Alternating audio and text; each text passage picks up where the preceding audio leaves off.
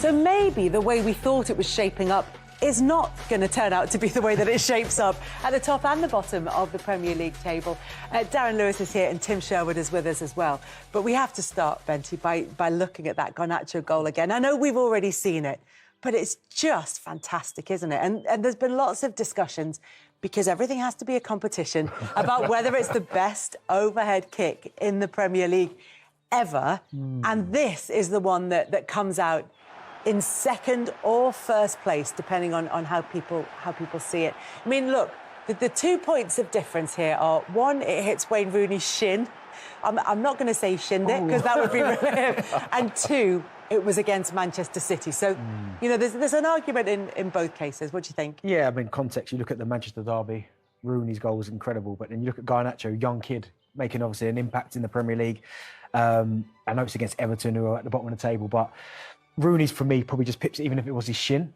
But for Garnacho and the confidence that he's shown to even do that on that occasion, being given opportunities in the first team, I prefer the strike because it comes off his foot, whereas it's Rooney's shin. But I think the context of the game, I'm still going to go with Rooney, just. I'm going Rooney because he has to adjust his position. If you look at it again, Rooney's one, it takes a deflection. So he's preparing for something completely different, where there's Garnacho watches that ball from Dalot, watches it all the way. And probably 1 second after it leaves his foot, he knows exactly what he's going to do, whereas Wayne has to adjust his position again and then overhead kick. It was fantastic. For me, it's got to give it to Rooney. You've got to go for the one with the story, no? Actually, I would, yeah. No, Rooney, because of the size, the occasion, the attempt. I mean, it is a little bit like Evel Knievel, you know, you get paid for the attempt. And I think as far as he's concerned, to even have the confidence to try that is fantastic. And it doesn't really matter that it comes off his shin. The fact is that at that stage, with all that focus on him as a player, to try that, brilliant. I think Garnacho's is the better connection. And the stakes are high, even though it is, in theory, a lesser team in Everton. The stakes are high in terms of the game and the fact that it's at Goodison as well. So there had been pressure on Man United. But I think as far as Rooney is concerned, it kind of cemented the position that he'd been in for a long time as an outstanding player. Yeah, it was just a really special goal. And you know, it's not taking anything away from Alejandro Garnacho to say that Wayne Rooney's maybe just edges it because it was a winner in a Manchester derby. You know, you said that you scored some of them in Sunday League football. And I probably had a fair few in training as well. Yeah, that nobody has on camera. Yeah, I bet. But this is the closest we could find. This is when you were at Derby. So we've got we didn't get the full footage because you didn't score from it. No. But that was kind of your attempt at it. But that's fairly acrobatic. So you got paid for the attempt as well. Even if it went the angle of my foot as well, I'm not even sure where the ball ends up. Yeah. That grass there, about like 2 foot, surely. Them guys were 6 foot in the air. Yeah. The thing is, Tim, I wouldn't be too... Yeah, go on. I know why he done that, because he didn't want to head it. I remember once saying to Benny, we're going to do some heading. He goes, no, man, I ain't doing that. Yeah. He's the clever one. But the thing is, you can't take the mickey too much, because we found your closest attempt to an overhead kick, and that's probably about as far up as you got. Do you know what that was? That was actually a tackle. He just put the ball in there, just so it looked like it. That's as high as my leg went, and still does. Darren, we haven't got any pictures of yours. Thankfully. Well, I've heard it was fantastic. But look, it was a great way to start that game with that goal. But really, as we said, you know, we'll come back to that game between Man United and Everton, because it was significant in terms of what happens at the bottom of the table. But it feels like everything's shifting a bit in the Premier League at the moment. We thought maybe City were going to be able to claw it back after having had a mini blip. The draw against Chelsea, the draw against Liverpool now, and the fact that they look vulnerable has set things up really nicely. And the fact that Arsenal get a late winner in the way that they did in a game that didn't really have that much about it against the Brentford side that, as always, are difficult to play against. No, I think for City, it's definitely maybe a little bit of hangover from last season. I mean, that takes a lot. They're going for the 4 in a row as well, which has never been done, and the treble last season. And Arsenal, I mean, you look at where they are in terms of top of the table, I don't think they've even started playing well either this season. They've certainly not hit the heights they hit last season. It's a little bit stodgy at times. There have been injuries, lack of form in certain players, but they find themselves top, and that's, I guess, as a top side, you want to be doing, not playing very well, but find yourself up there is fantastic from their perspective. But again, you can never, ever, for me, rule out Manchester City. I know, I just said the Chelsea result, the result against Liverpool, but they're one team in the Premier League. I believe that if they have to go and win 10 games in a row, they can go and win 10 games in a row. Yeah. They've still got injuries. De Bruyne has still got to come back. Even Haaland, who's still top goal scorer in the Premier League, I wouldn't say he's been as good as he was last season. I know his numbers suggest that he is. He'll be missing De Bruyne as well, won't he? Exactly. So I still think Manchester City, although they're not where they probably expected to be, for me, they're still the team to beat. Yeah. And that's kind of what we're looking at the moment, is where the fact that they're so close means that it is open, the title race. And you could argue that none of them have consistently showed their best form throughout the season.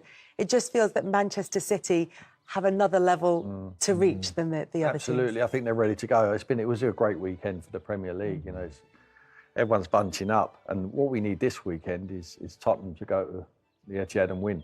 You know, everyone from the Premier League probably wants that for the neutral. I think it's one of the best, most competitive leagues we've had for a long time. I think they still will win the league. I honestly believe that. Like Benty, on a 10, 15 game unbeaten run. You know, they change gear when they come into March. You know, it looks March, April, just stick the games together, and it's sickening for everyone else looking in. Liverpool, I think they're still capable. I really do. I think that Jurgen's done a good job. I was really questioning them last season. I thought possibly it might be the end of his tenure there. They might need a change. Hang on. You predicted that. I predicted, yeah. I thought after 7 years, I just think, could he bring them back? But I think keeping Mo Salah, giving him Szoboszlai, giving him McAllister, giving him the tools what he wanted. I still think the midfield mix is not correct. I think they need a number 6 in there, and that would help them out massively. But I think they backed the financial backing to be able to do that. If they can ally that away form to their home form, who's to say they won't be in the mix? And when you look at the points, as we were looking at a second ago, there is everything to suggest that there could be a surprise this season. Because nobody, we say that City always win the league, but no one's ever done it 4 times in a row. Yeah, everyone's done it, but everyone knows that Bayern have done it 4 times in a row, twice over the past decade. City have never done it 4 times in a row in this league, and that's why I still do think, every time I come in here, I always say City are going to win it. Yeah, but this time around, I think there could be drama this year. Yeah, and what we want is a title race that goes right down to the wire as well. We love all that last day drama and cameras at various different grounds waiting to see exactly what's going to... You know, the Premier League trophy with replicas here and sitting in a helicopter waiting to fly out to be delivered to the title-winning captain. But it is potentially on the cards for Arsenal. They're the ones in pole position at the moment. Weren't at their best against Brentford, but they got the win. So what are they looking at? Where do they need to improve as we look into the kind of later stages of the season? Well, I think Tim mentioned it there. I think the firepower is an issue. I think Saka, Martinelli, these guys are fantastic. They're fine. They'll get their numbers. But I think the centre-forward issue is going to be a problem. Like, they brought Jesus in, who's a good player, not a goal scorer, really good footballer, creates opportunities. And it was even times against Brentford where I'm watching the game and he's playing wide left, crossing the balls in the box, and I'm thinking, well, no, that's where you need to be. And that is true, isn't it? Because normally when a team wins a league, you've got a 20, 25 goal a season striker. Then you've got goals from midfield, double figures, maybe one. I think about Chelsea when they had goals from Lampard, but also Drogba up front. You think about United when Scholes would score so often from midfield, Giggs, Beckham. I'm going way too far back, but that's for the older ones. You know, every time a team does win the league, you've got the goals from midfield as well as goals from attack. I'm not seeing that with Arsenal at the moment, and I think they do need another striker, which is why there has been all that talk about Ivan Toney. But that's the thing, you said there, Saka, Martinelli will get theirs. Odegaard's had a really quiet, by his standards last season, he has had a really quiet season. His standards haven't been where they were last season, so they're talking about investing heavily in January. I think Ivan Toney, or even someone like Ollie Watkins I've spoke about now, Aston Villa are never letting him go because he is vital, as you spoke about earlier, to what they're going to do. So I think that's one area that Arsenal need to strengthen. It's that centre-forward, and that then becomes Gabriel Jesus can play right or left. I don't know what happens to Eddie Nketiah. Maybe he's used in the deal, but they certainly need a centre-forward that's going to put the ball in the net. You know, I always ask a question when I come on this bit. See, Havertz just scored that goal there, right? Have you two, either of you two, worked with players who they've taken a bit of time when they've joined a new club to score goals, but once they've started, that's a turning point, they can't stop? I mean, could that be the case for Havertz? Well, I certainly hope so. I think Mikel was taking him over there to introduce him to the Arsenal fans, wasn't he? I mean, it's been about time. I mean, there's a lot of money and they ain't seen nothing, and nor have I. I mean, the boy don't even know where his best position is, and Mikel certainly doesn't know. But is his that best his position. fault, do you think, with He Havertz? says he doesn't know what his best position is. Yeah. I mean, that's incredible. Yeah. If you've got a player saying it himself, I don't know what my best position is. And then what chance have you got if you're Mikel? You know, I think he's an 8, but he needs to go and get the ball back. He's not as good as Odegaard, for me. He's not going to play in there in front of Declan Rice, that's for sure. Trossard affects the game a lot more. His assists and goals, what he does. So where do you find a place for him? Now, hopefully, he scores big goals. That's a big goal for Arsenal. Huge goal. Yeah. He scored in the Champions League final for Chelsea. He's capable. We know he is. But is he good enough to give him no defensive responsibility and play as a 10? I don't think he is. He's not a Dennis Bergkamp. I remember when I was a journalist covering Spurs. You managed Spurs. You had Soldado, you had Adebayor, you had a couple of others, and you were persevering with them. Soldado was a big money signing, and he just wasn't doing it. Yeah. And eventually you accepted that actually you just had to bring this young kid in, Kane. And he obviously did. He did all right, didn't he? Where's he now? But Havertz seems to be responding to Arteta. There's a big difference, isn't there? Well, I think he realises... I honestly believe he's never going to go to a bigger club than what he's at. Not from here. You know, I don't care. He's not going to go to Bayern Munich, in my opinion. Do you know, he's not going to go over there. He's at one of the biggest clubs he's ever going to play for. He needs to put his finger out. He needs to start showing it. And it's all right. Look, foreign players take a lot of time. Any player moving clubs, Darren will tell you, it takes time to settle. But come on. You know, you've been there long enough. The manager's trying to help you out. The other players are trying to help him out. They play a style of football which you think would suit him, but we just can't nail down a position. And I think it's up to Mikel to find him in position, tell him he's going to play, give him a run of games, give him the confidence. Hopefully that confidence of scoring that goal there against Brentford will help. But at the moment, I would say I'll be looking, if anyone wanted to offer me money for him, I would be taking the money and putting it elsewhere because he's not done it. Do you know, sorry, Kel, do you know, there's another thing as well. You said there, Tim, you're right. It's hard when you move clubs. Certainly when a foreign player comes to the Premier League. But this guy's been in England now for a while now. He played for Chelsea. I know it's a different system. And he's come to Arsenal. And Arsenal last season played with an intensity which out the traps really, really fast. They haven't done it this season, but even though he's still a bit slow, he still can't get up to speed, which is why you said there, Trossard, he can play because he plays with that intensity. He's not going to play wide instead of Martinelli or Saka because these guys have got that intensity and know exactly what they're doing. He almost ambles in between. Like, he's not as fast as Odegaard, he's not as quick as Saka, but everything's quite laboured and quite lacklustre. And I think that's how he plays, and that's not a criticism against him. But when you're a fan watching it, it looks like he's not at the races because everyone else is ratting around doing what they need to do, and he's kind of going half-paced. What exactly is he doing? And that's going against him. But you do see them players, and they've got that star quality, and they've got that guile, and they've got the slow the ball down. Yeah, they do have it, but this boy looks like he's almost too cool to sweat. You know, he looks like, well, I'm going to look like I'm not trying. But the fans are looking at him and thinking, you're not trying. If you deliver, if you've got that moments when you're delivering, like I say, I hope that gives him the confidence to be able to do it. We know he's a talent, but there becomes a time when, like I did at Tottenham, where you just have to discard him and bring someone else in.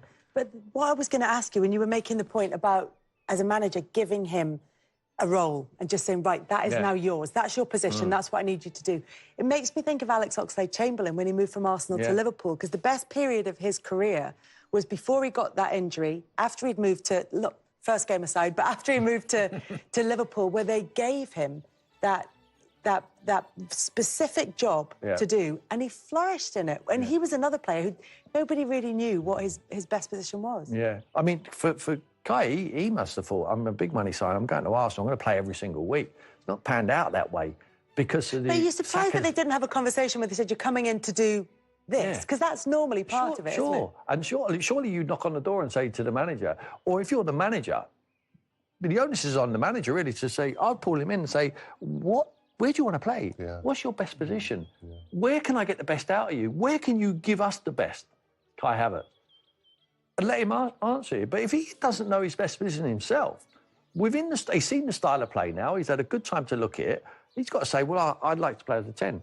I like to play. What I would do, a clever move, is find out where's the traffic in his way, find out where he's going to play more games, and I would say that's possibly an 8. He's not going to play a Martinelli role. He's not going to play a Saka role because he hasn't got... No, or a 10, it's Odegaard. Exactly, and Odegaard plays 8. You know, Odegaard's a different level to him, entirely. He can play 8, he can play 10, he works hard, he's got intensity, he's aggressive without the ball.